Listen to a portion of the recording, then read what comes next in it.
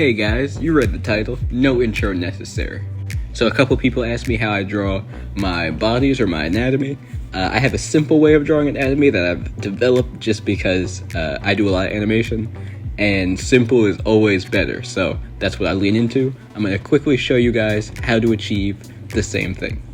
Now, while I can draw more detailed anatomy, this is pretty much the style that I'm in for the moment. So I'm going to show you guys the basic construction of how I make this body, and it's really simple. It's only a couple steps you need to follow. So I start with the skeleton. There's a few ways you can draw this. This is how I would teach it to you as a complete beginner. So I'm going to use red so you can clearly see it. So I draw the skeleton. I could draw the two hip flexors like that. Draw the legs straight down. Then I'll connect that with a triangle shape and put a line through it as my center line. Then I'll come up here, draw a straight line for the spine, and put a circle on top of that for the head. I'll put a line right across it to kind of show me which direction this character is looking. Then we have the torso shape. Also, I'm kind of thinking that the spine is a little too long, so I'm just going to move that down just a little bit.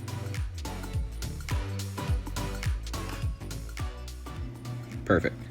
So for the torso, you simply draw this. It's a curved shape like this. You don't want to draw it straight because most of the characters I draw are on the more muscular side, and this kind of covers your traps. If you don't know what traps are, they're this right here.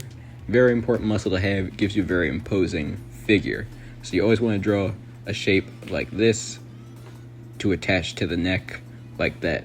Gives you that nice look on the traps. So then sometimes I'll draw a line across for the pectorals just to help me gauge where that is. Then I'll come underneath it with this swooping line like this. And now I'll complete the torso by coming up from the hip bone and just drawing the back. Again, you want to draw the back like this, so a straight line with an arch, because when you're more muscular, your back will have a slight arch to it as the muscles bulge out. That will be your lats, so you always want to remember that. And then on the other side, you can make a more straight line. You curve it in slightly because the human body is not a straight line. It has a lot of curvature to it because we're natural beings, so a slightly curved line. These lines are scratchy just because I'm doing it while I'm talking. But then we do the shoulder. I'll do a straight line here across the pectoral and then round that out. I don't just put a ball here because your shoulder actually flows into your pectoral muscle. So to account for that, I'll start with a line and then bring it out like this. I'll do that on both sides. Then for the arms, just a long line here. Put the elbow joint in, another long line, and the hands. If you've watched my pre-production video, you'll see that I like mitten hands. It's the best way to go. Now you got something looking like a person, so what I'm going to do is just finish it out. I'll come from this line here, the center line on the, the lower torso area, and I'll just draw my legs here, thicken them up, and then connect them here, and then connect it right here. And now you've filled out your legs. And then for the arms, I'll just come across, make this rounded oval shape for the biceps. And then for the forearm, you'll come out like this. You'll make a shape like this, almost like you're doing the same oval shape, but then you'll do a straight line and you'll connect them. Because your forearm looks more like this, it's not like this. So you want that straight line because there's a lot of musculature in the forearm, which is actually kind of hard to remember sometimes. So you can really just allude to it by putting the proper shape. Then you curve the other end around because you have a bulge on one side and it's straighter on the other side. Then I'll do the same for this arm right here. And this is very messy, but this is basically how I would construct my bodies. Sometimes you can add more detail if you want, like the line here where the rib cage and the lats connect to the abs. You can put an ab line right here. You can add details like that, and you can really do whatever you want with it from here. First, I'm just gonna clean this up because it's just very messy.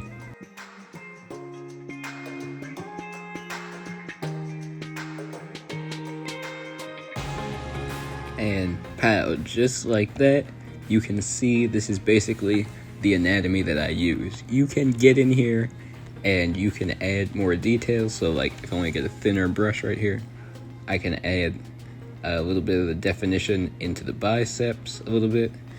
And most times you can, if you have a general idea of how things are supposed to look, you can wing it. Every time I draw, I always have reference. So I have a plethora of reference for every body type, every shape, different people, musculatures. Sometimes if I find people on Instagram who have the right physique, whatever I need, I can find something to help me draw accurately and then just simplify it. But yeah, guys, it's really that simple. I'll draw a few examples of certain parts that might be a little bit more difficult, like the arms. I'll make a couple diagrams here. You guys can watch me do that. And then you can screenshot them if you want, so you'll always have a frame of reference. Generally, I just like to keep things simple. You always want to simplify with the style of anatomy that I use. No matter what angle you're drawing the character in, this holds true. Now, I'll quickly do a demonstration of the back because the back muscles and things can be a little bit more difficult. I think I'll just do a full turnaround for you guys so you can see what it looks like and get a better idea of that.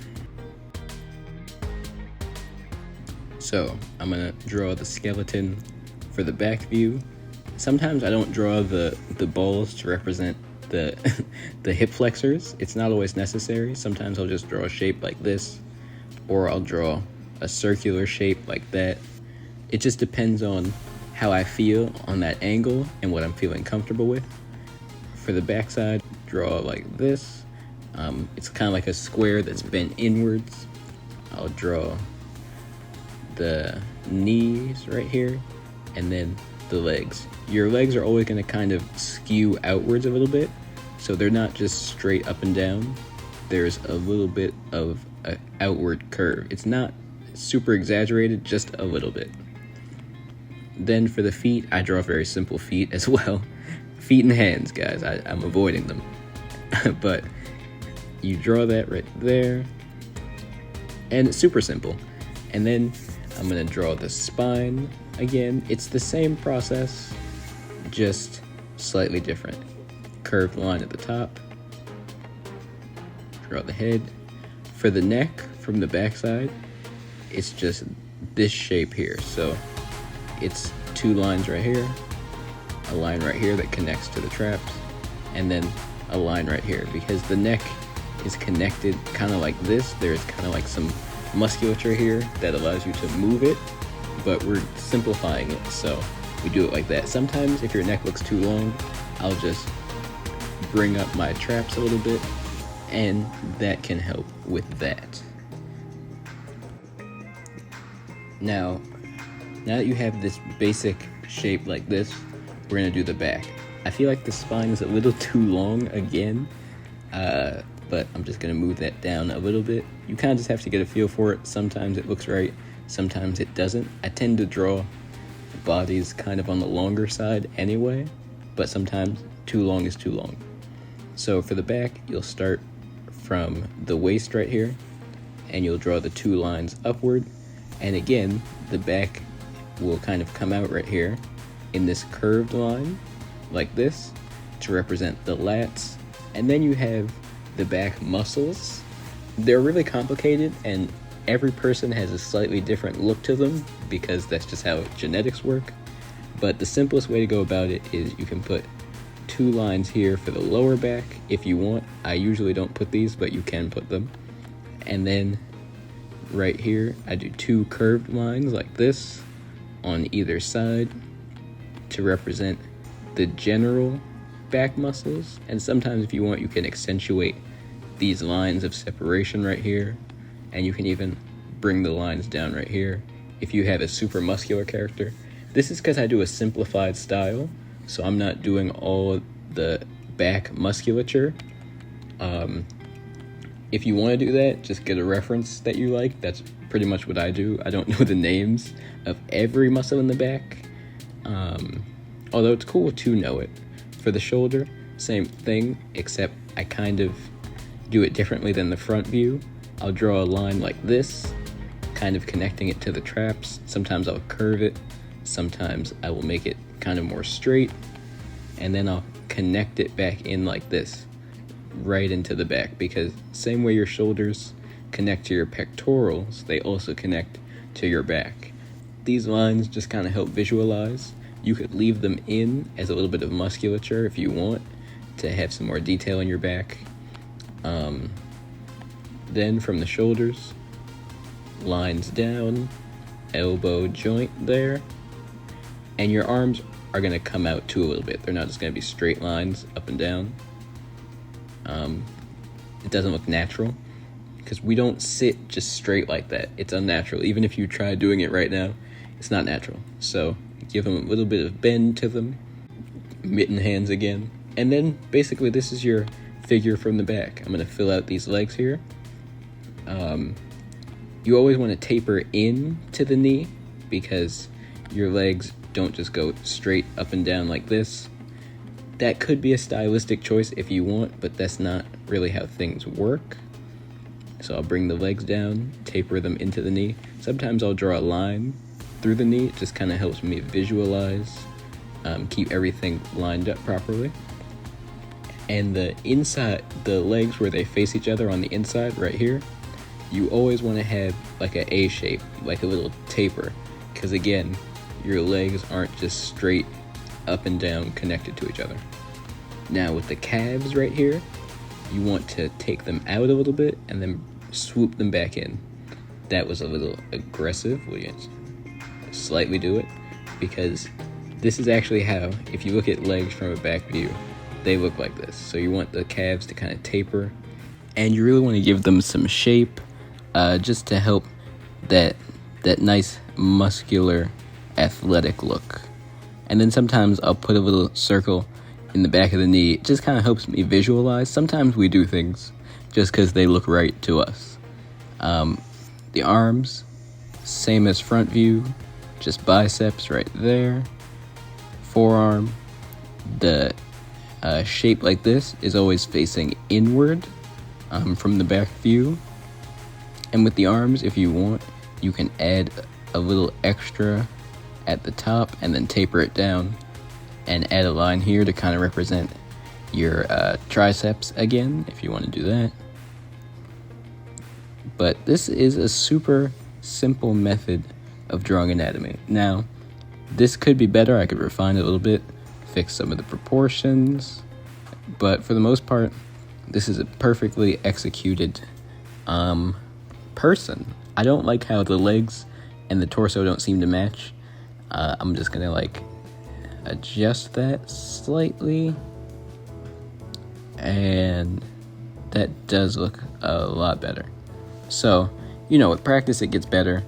I've done this a lot. I'm actually just kind of doing it really quickly while talking to you guys, but I showed you the front view earlier. I'm gonna quickly do that one, and then I'll show you the side view. So just to go really quickly, triangle shape, center line, spine, top line for the traps, cross through it for the pectorals, draw the underneath side of the pectoral muscles, draw the torso right here, shoulders, bring that spine line, bring that up, add your head, and then add the neck right here. I'll draw through it just to show the eye line. I'll add a little bit right here to the rib cage and the abs, just for clarity. Bring the legs down, add the knee, the calf, and the feet. These feet are horrible, but this isn't a video on how to draw feet, so we're gonna just glaze over that because I want to do this quickly. Calves from the front view, same thing, except this point right here, you want that to face inside, not outside. You can have a more subtle point on the outside. And again, always looking at reference. Every time I draw, I keep reference in front of me. When I animate, I like to have a full body turnaround in front of me, because animation, you never know if your character needs to go from a different angle or something like that. When I'm animating characters' faces, I have head turns in front of me. Just constant reference, just right in front of your eyeballs. That's what you want. What was that hand? That looked like a claw. Okay, good. I'm doing this really quickly, but you can get the idea. At the end of the video, I'll present some examples and show you some time lapses of me doing this a little bit slower. I don't know why I'm going so fast, but here you have the body. Messy, but this is how I would construct it, so now you guys can construct it as well. I'll show you the side view. So I always start with the hips, always. From side view, you have your hip line. You're gonna bring a line down right here. I'm gonna try and make this neater. Bring a line down right here for that center line that we had over here, and then you'll bring it up in like a triangle, but you'll kind of swoop it like that, just to represent where the legs will socket in for the backside. Same shape, just a little smaller, and just like that. Then you have your hips. Sometimes I'll draw a line on the bottom to connect them. Sometimes I'll just leave it blank. I'll leave that line there. You'll draw your line down.